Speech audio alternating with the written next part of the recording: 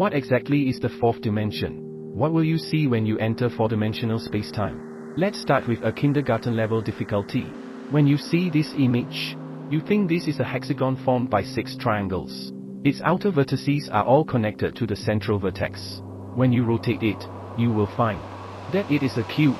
Our thoughts instantly leap from the plane to three-dimensional space. This is the power of dimensions. But without a dynamic perspective, lower dimensional beings will never be able to perceive the truth of higher dimensions.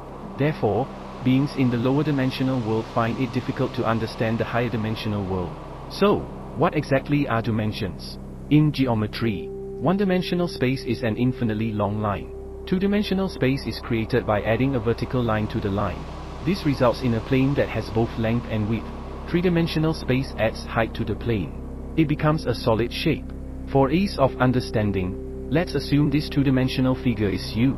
At this moment, you exist in a three-dimensional slice of a three-dimensional world. You cannot see anything beyond the two-dimensional plane. Now, you try to find the hidden companions. The rotating two-dimensional plane seems to you. The surroundings appear to be changing dramatically. Many things suddenly change shape. The appearance of man then gradually disappears. But in the three-dimensional world, it seems. Actually, everything is quite normal. There is no change. And the rotating two-dimensional slice leads you to believe you have entered a magical world. At this moment, we can see your companion on the other side. Although entry and exit are obvious to someone in the three-dimensional world, for you on the two-dimensional plane, finding a companion without a rotating slice is not so easy. If you are a two-dimensional being, how would you design tools to break through the dimensional limitations? Now you have understood the differences between the two-dimensional and three-dimensional worlds. Just like humans in the three-dimensional world cannot directly see anything beyond the 3 dimensions. Now entering kindergarten level difficulty. Our exploration of the three-dimensional universe is like this ant. It wants to measure the size of its universe. When it crawls straight to the edge and crosses to the other side, from the ant's perspective, the length of the entire universe is finite. But if we twist and connect the ends of the two-dimensional plane, we will get a famous Mobius strip. At this point, the ant scientist continues to crawl straight. So no matter how long it crawls, it will never reach the edge. Therefore, to it, the universe is infinite. But the reality is, for us who exist in the three-dimensional world, this is merely a two-dimensional surface with a topological structure. You can try to make one by hand. A Mobius strip. Now let's level up into elementary school difficulty.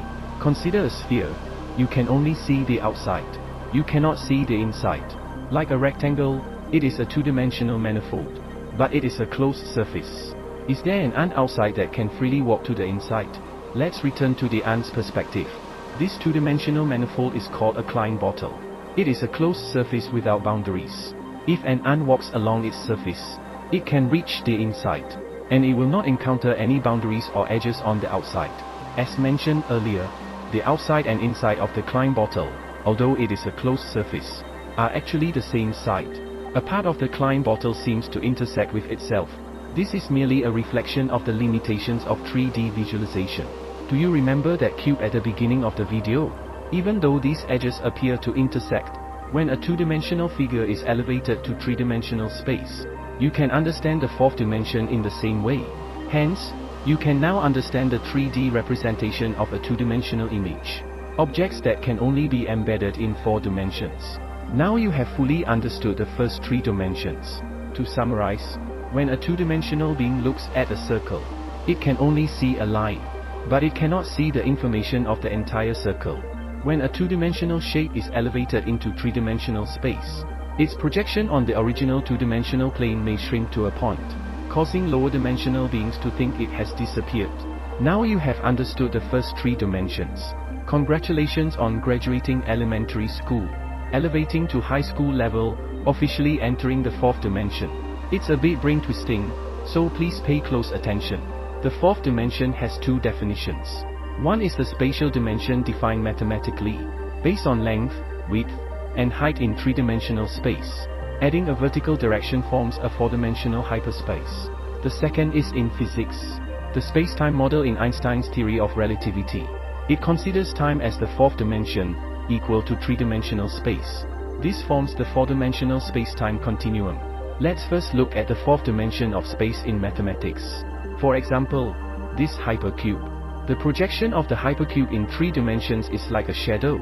Its shape changes with 4-dimensional movement. Just like the shadow of a 3-dimensional cube distorts on a 2-dimensional wall. Just like the 2-dimensional figure suddenly sees 3-dimensional objects appear and disappear. A 4-dimensional object is like this small ball. Move it into the 4th dimension. As it moves, it becomes larger and larger. Now you can understand that it has passed through the 4th dimension. The 3-dimensional dimensions here have changed. A 4-dimensional being can bypass all 3-dimensional obstacles, like passing through walls, because it can move along the 4th direction. And in physics, time is the 4th dimension. We cannot turn toward time. Just like 3-dimensional objects trace a world line on the timeline. Your life, if it were like this light cone, the expanding cone represents your future, while the contracting cone represents your past. For example, gravity can curve space-time, especially when you're near a black hole. Your passage of time will slow down, and as you approach the event horizon, the outside world may have passed hundreds of years. In summary, 4-dimensional space is an extension of geometry, allowing for free movement, while 4-dimensional time is the framework of physics, flowing in one direction and irreversible. Now, suppose you could enter 4-dimensional space. What would you see? Next, let's enter our imagined 4-dimensional thought experiment, where planets may appear as hyperspheres, a type of 4-dimensional geometry, whose surface envelopes 3-dimensional space. Just like we live inside a sphere, your wardrobe might be on the ceiling, and you would need to pass through it to find your clothes. You could even teleport directly to where you want to go, instead of using stairs or doors. Einstein referred to the 4-dimensional universe as the space-time world. Here, the past, present, and future are intertwined. Just like your friends, all objects exist at every moment of their entire life cycle.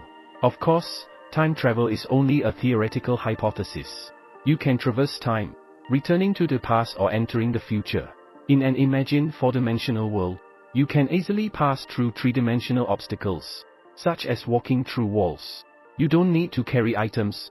You can teleport whatever you need at any time. If you're late, you can take advantage of the nature of time to return to the past. In this 4-dimensional world, life could be a completely different experience, and one that we cannot fully imagine. If 4-dimensional beings really exist, what do you think their most incredible ability would be? Like directly retrieving items locked in a safe? Degree. Thank you for watching the video until the end. Leave a comment about the topic you want us to create.